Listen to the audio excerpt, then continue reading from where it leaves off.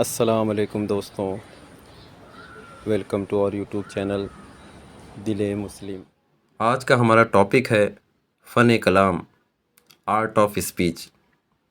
ابو ہریرہ رضی اللہ تعالیٰ عنہ سے روایت ہے کہ نبی اکرم صلی اللہ علیہ وسلم نے فرمایا، جو شخص اللہ اور یوم آخرت پر ایمان رکھتا ہو وہ کہے تو اچھی بات کہے ورنہ خاموش رہے۔ سب سے پہلے یہ ذہن نشین کر لیں کہ علم دین ایک چیز ہے اور دین کی سمجھ ایک چیز ہے۔ مثلا حدیث شریف میں آتا ہے کہ جو خاموش رہا وہ نجات پا گیا، یہ تو علم ہے۔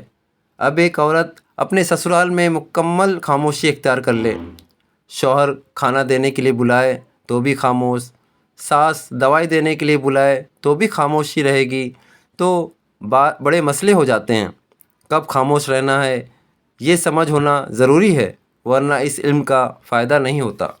جب بھی ہم کوئی بات کریں تو یہ سوچ کر بات کریں کہ میں کہوں گا تو بھلی بات ہی کہوں گا ورنہ خاموش رہوں گا۔ شروع میں ناپ تول کر بات کرنے میں مشکل ضرور ہوتی ہے، لیکن جیسے جیسے ہم اس کی کوشش کرتے رہیں گے انشاءاللہ یہ ہماری عادت بن جائے گی۔ زبان کی لاج رکھیں، اس کو بے لگام چھوڑ کر اللہ کے اور لوگوں کے سامنے رسوا نہ ہوں۔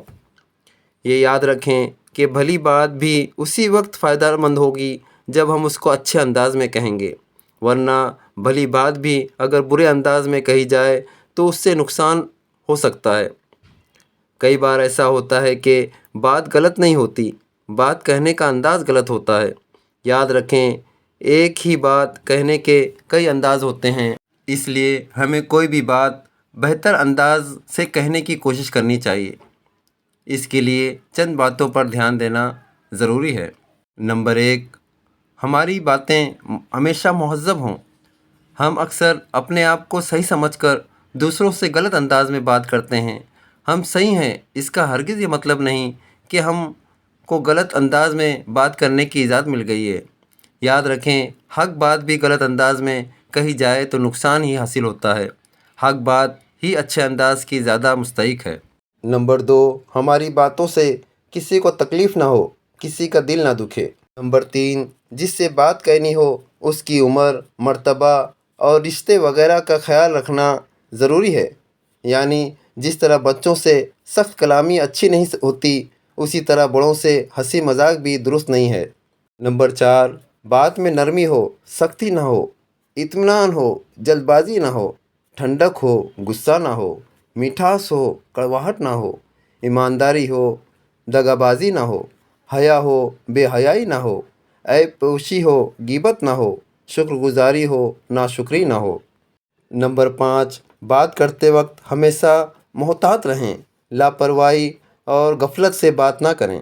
نمبر 6، دوسروں کی بری باتوں کو نظر انداز کرنا سیکھیں، لیکن کوئی شرعی حد سے آگے بڑھ جائے تو پھر آپ کو اختیار ہے۔